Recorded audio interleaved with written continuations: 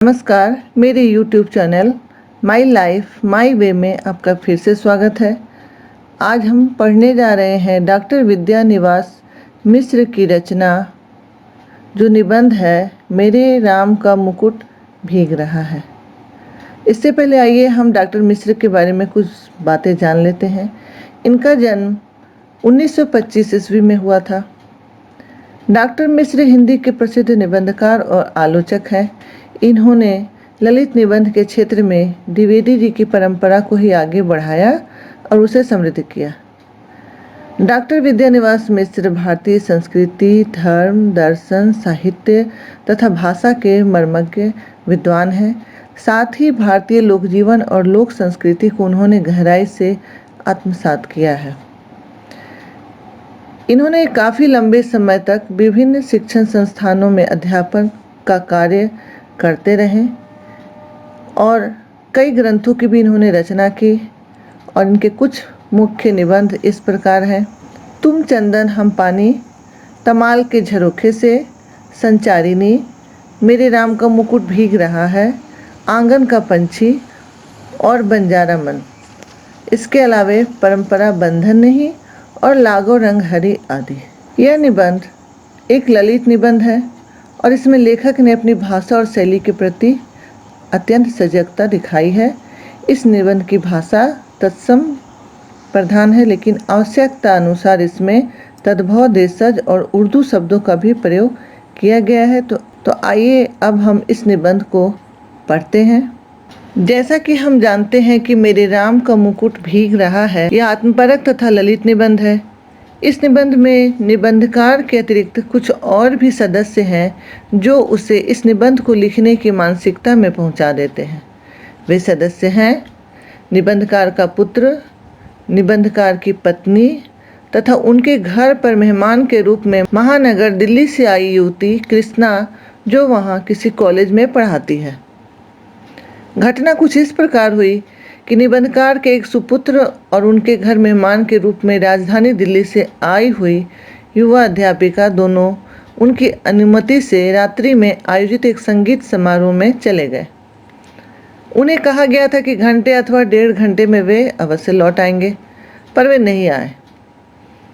बहुत देर हो गई, रात बढ़ती जा रही थी, आधी रात हो गई, उसके बाद वह भी बीत गई।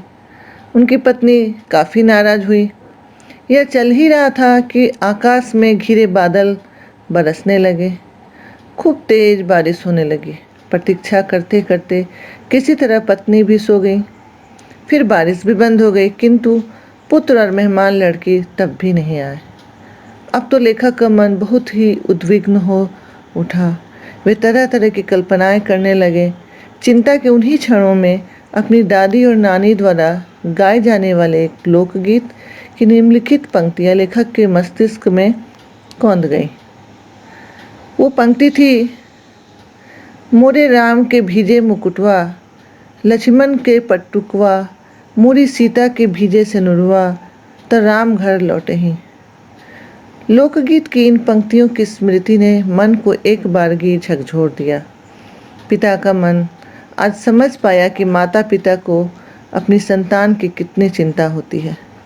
प्रत्येक माता पिता के लिए उनके बच्चों का कहीं भी बाहर जाना ऐसी ही व्याकुलता का कारण होता है जैसे पत्नी सीता और भाई लक्ष्मण के साथ राम के वन को चले जाने पर माँ कौशल्या का व्याकुल होना था।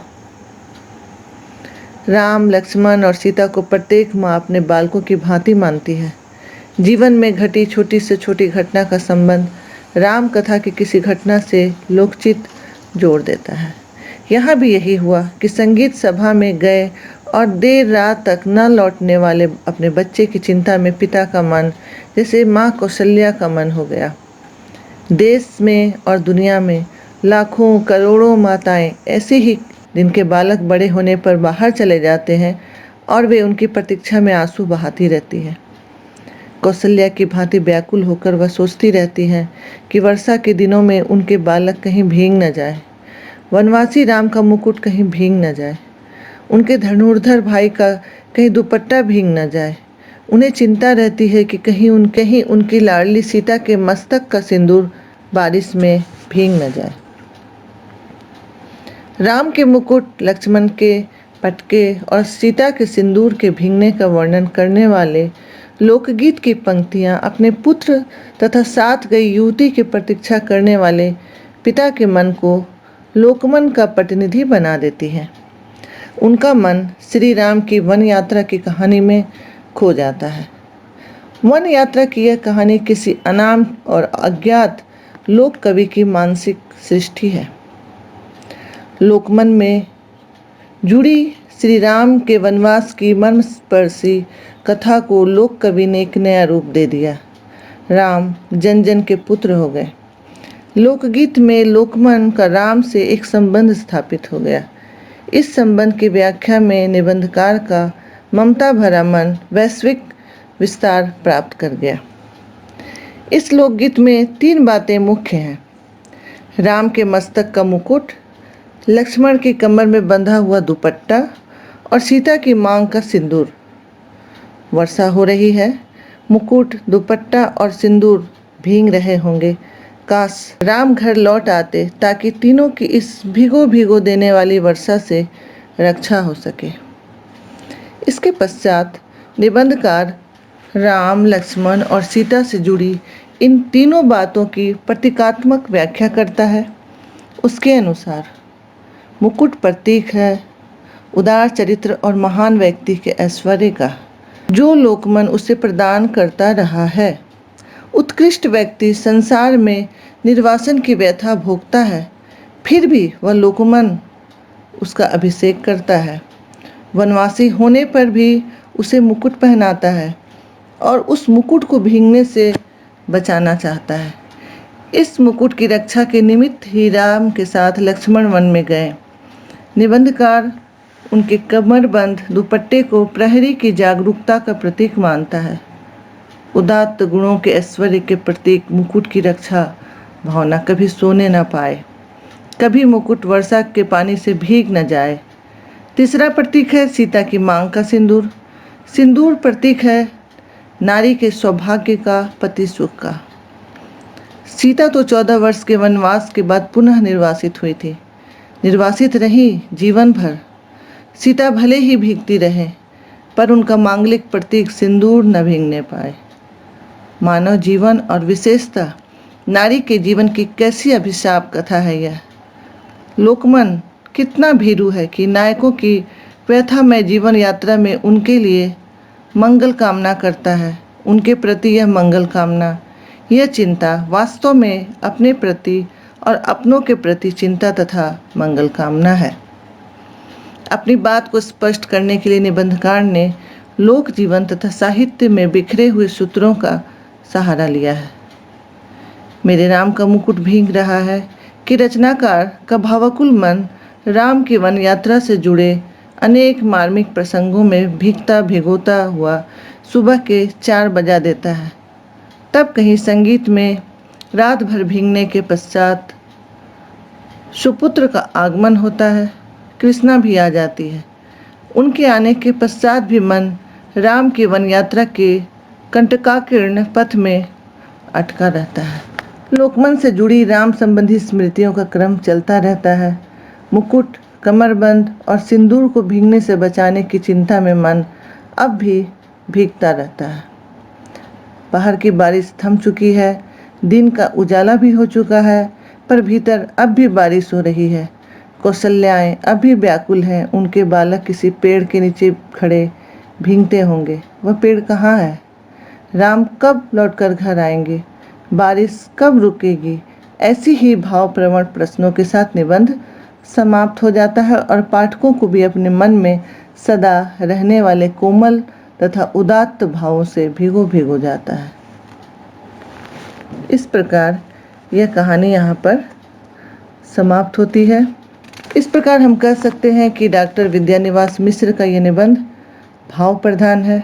यह निबंध मिश्र ने अपनी एक ऐसी मानसिक दशा को व्यक्त करते हुए लिखा है जो किसी भी ऐसे माता पिता की मानसिक दशा हो सकती है, जो अपनी संतान के विछोह में उनके अनिष्ट की आशंका से चिंतित रहते हैं। ऐसी मानसिक अवस्था में व्यक्ति बहुत व्यवस्थित ढंग से विचार नहीं करता, बल्कि तरह तरह के विचार जो उसके मन में ऐसे समय उठते हैं वे उसके व्याकुल मन के ही प्रतिबिंब होते हैं। यद्यपि मिश्र ने इस निबंध में लोकमानस की व्याख्या भी की है। ऐसा क्यों है कि लोकगीतकार जंगल में निर्वासन भोगते राम के सिर पर मुकुट होने की कल्पना करता है? वस्तुतः यहाँ लोकमानस और कौशल्या का मन एकाकार हो गया है। संतान चाहे कितनी ही दरिद्र और विपन्न हो, माता पिता उन्हें श्री और शक्ति संपन्न देखना चाहते हैं। राम को भले ही निर्वासित कर दिया गया हो, लेकिन माता कौशल्या और जनता के मन में तो उनका राजतिलक हो चुका है। इस निबंध को पढ़ने से हमारे सामने यह तथ्य भी उजागर हो जाता है कि लेखक की रुचि प्राचीन भारतीय संस्कृति और साहित्य में बहुत गहरी है और यह विशेषता उसके व्यक्तित्व का अपरिहार्य अंग है।